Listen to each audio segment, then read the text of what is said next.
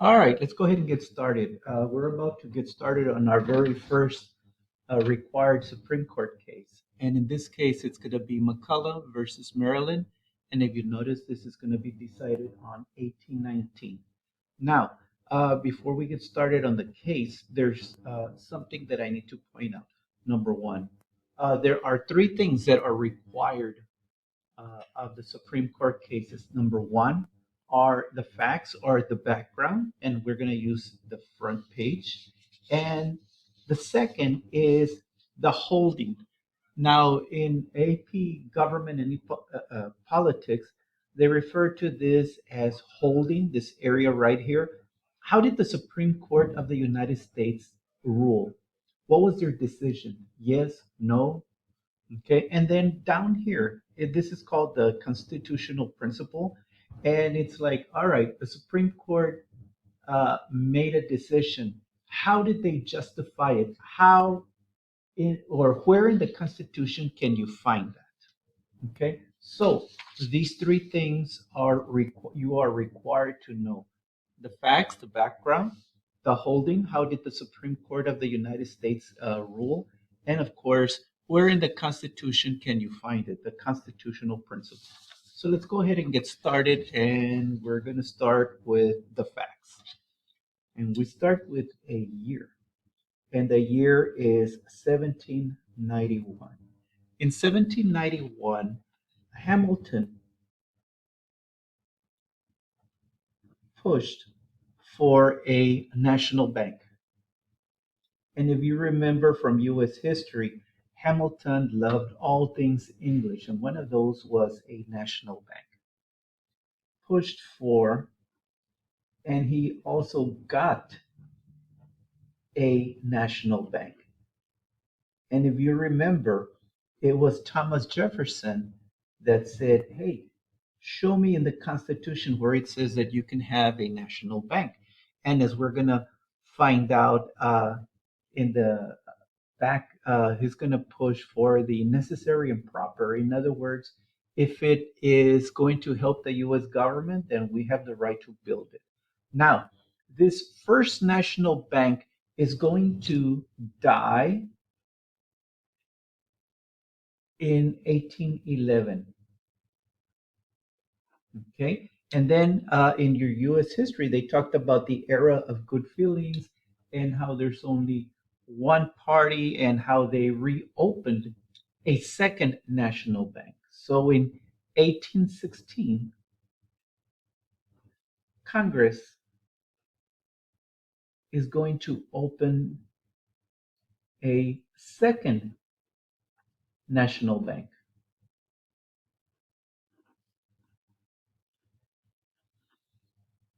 Okay. Now, national banks, you're going to find out, are very controversial.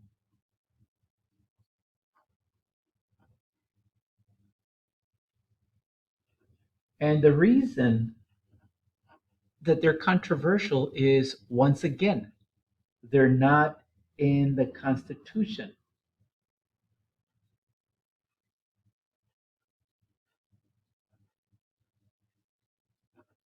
So a second national bank was opened, and they opened branches in other states. And in one of those states, Maryland, uh, they opened a branch in Maryland, and Maryland, as other states are going to do, they're going to tax the banks. So we're going to put several states pass laws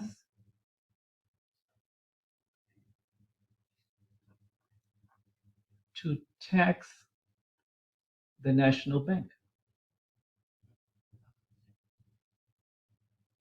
And of course, one of those was Maryland. Okay. McCulloch, oh, I misspelled. McCulloch, who was a cashier, that is how he is described, a cashier at that bank in Maryland, he refused to pay the tax.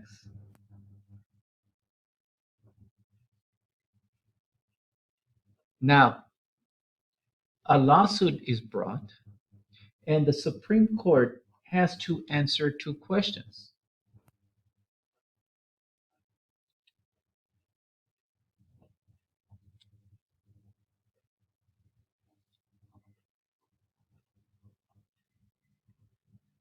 Question number one: can Congress create a national bank?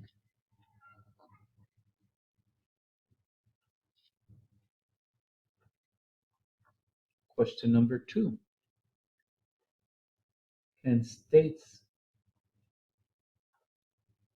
tax the national government?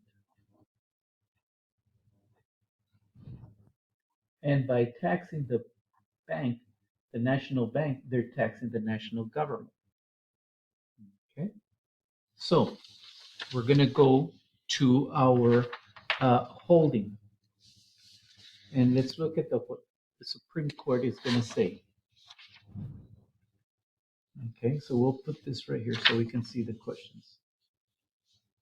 Okay, so first question: can Congress create a national bank? The Supreme Court ruled yes, Congress can create a national bank.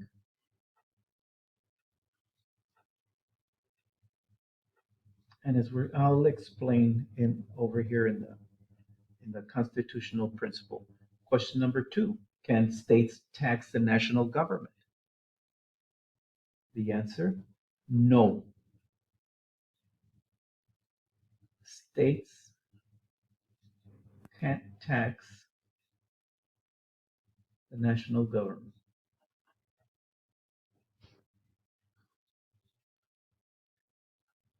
Okay, so very important. This was a defeat for state rights.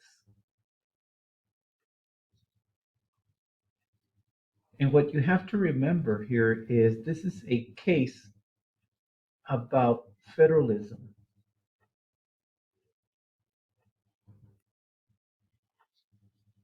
Okay, so we move on to the constitutional principle. Okay, so how do they justify it? Where do you find it in the Constitution? Article 1, Section 8 in the U.S. Constitution. And what I did is I went ahead and printed it out for you, or just a small section of it. And what I'm going to do is tape it on there so it doesn't move. You can glue it or tape it, whatever you prefer. You will be given the same paper that I'm putting up there.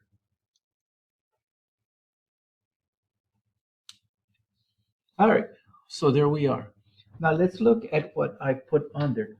To make all laws which shall be necessary and proper for carrying into execution. And by the way, these capitalizations, they're in the Constitution. For foregoing powers and all other powers vested by this Constitution in the government of the United States or in any department or officer thereof.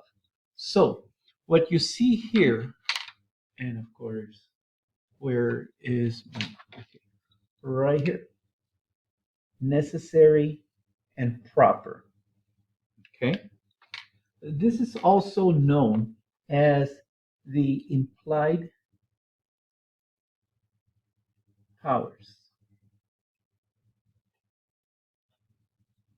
Okay, and implied meaning it is not stated in the Constitution.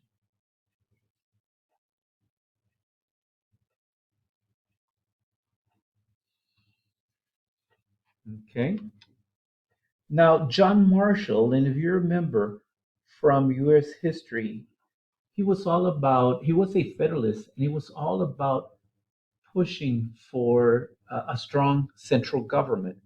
He referred to this as legitimate,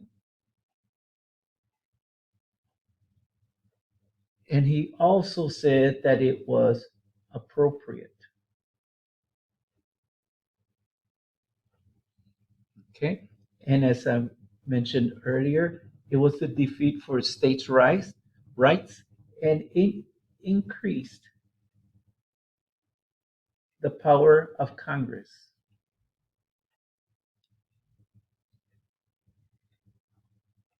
Now, notice the word legitimate. That doesn't mean that they can build anything they want. Okay, it has to be legitimate. Also, Marshall also wrote in there that states can't impede, burden, or control operations of Congress.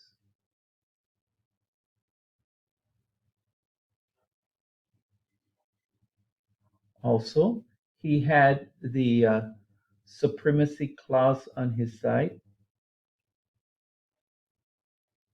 And the supremacy clause pretty much says that in a dispute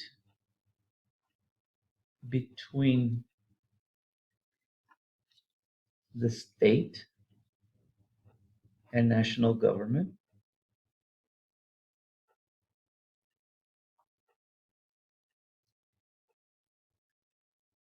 federal government or national government wins. All right, there you have it. McCulloch versus Maryland. That's all you need to know for this case. Thank you very much.